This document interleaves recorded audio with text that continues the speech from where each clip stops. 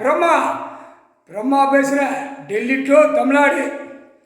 அரசியல்வாதி ஏர்போர்ட்டில் போயிட்டு ஓடியா, ஏர்போர்ட்டில் ஒரு நோய் உருவாக்கிட்டார். 13 நோய். 13 கோட்டீஸ்வர் ஈசன் உட்கார்ந்தாரா, இந்த நோயாளரை அழிப்பார். மழை இறக்கி அழிப்பார். அடுத்தாப்புல காற்று அழிப்பார். பூமி ஆட்டி விடுவார். மலையில உடைச்சிட்டீங்கல்ல, மண்ணெழுத்தீங்கல்ல, நீயே தின்ன, நீயே பாவத்தை செஞ்சு வச்சிருக்க. ஆணும் பெண்ணும் பாவம், பெரிய பாவத்தை செஞ்சு நீயே அந்த மண்ணை அழிச்ச, மண்ணோட போயிரு. புரிஞ்சுக்கோ, மலையை உடைச்ச. அந்த மலை உடைக்கிறனால எல்லா மலைகளும் கல் உருண்டு போகும். காட்டா காட்டா காட்டா காட்டான்னு உருண்டு போகல. வீடு டாராக கட்டியிருக்கோம், பூரா உள்ளே போயிடுவான். இடம் தெரியாத அளவுக்கு போயிடுவான். கேரளாவில் எங்கள் இடம் எங்கே இருக்குன்னு தெரியல அப்படிங்கல்ல, அந்த மாதிரி ஆக்கி விட்டுவார் ஐயா ஈஸ்வரன். புரியாடா? இல்லை, ஈஸ்வரன் மகன் 3வது வாரிசு. பொம்பளை பிள்ளை மகாராஷ்டிராவிலே கணக்கு முடிக்கணும். அதுக்கு ஒரு சத்தியவாக்கு வாங்கியிருக்கான். அதுலேயும் காப்பாற்றிட்டார் பொம்பளை பிள்ளைய மகளை. நாகராஜனையும் ஒரு தத்தில் உலகம் பூரா நாகத்தை தூக்கி விற்க ஆரம்பித்தான். அதில் பல கோடி வாங்கி விற்கணும்னு ஓடினான். நாகத்தை விற்க, நாகராஜனை தூக்கி விற்க, மண்வெளி பாம்பு பூமியில் எடுத்து விற்கிறதுக்கு உலகமே ஆடினான். அதையும் அவர் காப்பாற்றினார். 2. 3வது கடைக்குட்டி கைலாசத்தில் என் மகன் 3வது இவனை எப்படியாவது மனசை திருப்பி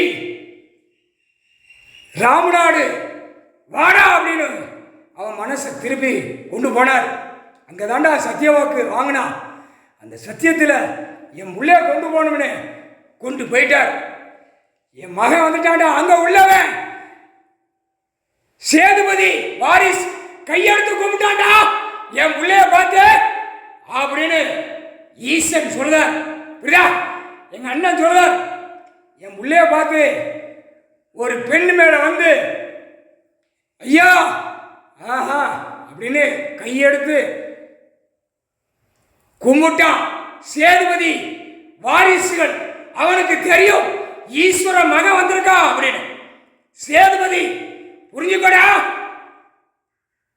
மன்னராட்சியில் ஒருத்தன் அவனும் வழியிட்டான். அவனும் ஈஸ்வர மகனை பார்த்து கையெடுத்து கும்பிட்டான். ஈஸ்வர மகனுக்கு தெரியாது, என்னடா நம்மளை பார்த்து கும்பிடுதானே அவனுக்கு என்ன அப்படின்னு அவன் நினைச்சான். அது ஈஸ்வரனுக்கு தான் தெரியும். ஏன்னா ஈஸ்வரன் உச்சி தலையில உட்கார்ந்துருக்காரு, மகன் தலையில முக்கால் சத்தியம் ஈஸ்வரன் தலையில உட்கார்ந்துருக்காரு. அப்ப தாய் தகப்பன் புள்ள நின்று கணக்கு முடிக்காமன்னு எல்லாவனுக்கும் தெரியும். சேதுபதி அரமனை சேதுபதிக்காரன்டா பூரா ஜமீனுக்கு கொடுத்தான் கட்டு குத்த விவசாயம் பண்ணு.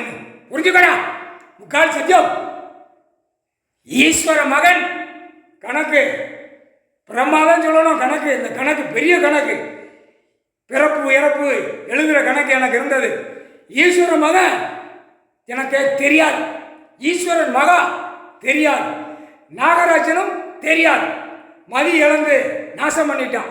முக்கால் சத்தியம் ஈஸ்வர மகன் ஜீவாநகர். ஈஸ்வரன் சொர்க்கநாதன், தாய் சொக்கி, மதுரை மீனாட்சி, மீனாட்சி சுந்தரேசர் திரு கல்யாணம் முடிக்கல, பூமியில விட்டார் வாடா அப்படின்னு. அன்னைக்கு தான் அவனுடைய 3வது பையன் பிறந்த நாள். ஜீவாநகர் முக்காடு தொப்பி என் மகன் உனக்கு முன்னாடி இருப்பாண்டா. மாடு கண்டு வளர்த்து என் மகனை கண்டுபிடிச்சி அடிச்சு பாடுறா அப்படின்னு விட்டார். அவனுடைய பள்ளிவாசல் ஜீவாநகர். புரிஞ்சுக்கடா, உலகத்து கணக்கு பம்பரமா ஈஸ்வரன் எடுப்பார். இந்த குடும்பத்தார் சிவன் ஈஸ்வரன் மகன ஏமாத்தாலடா அவன் கேள்றா முக்கால் சத்தியம் பள்ளிவாசல் வச்சிருக்கால ஜீவானவர் முன்னாடி 4 வருஷமாக இருந்தான்.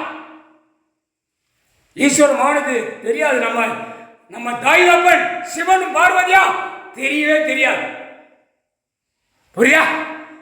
பாதுகாப்பா தான் கொண்டு வந்தாரு. புரிஞ்சுக்கோடா.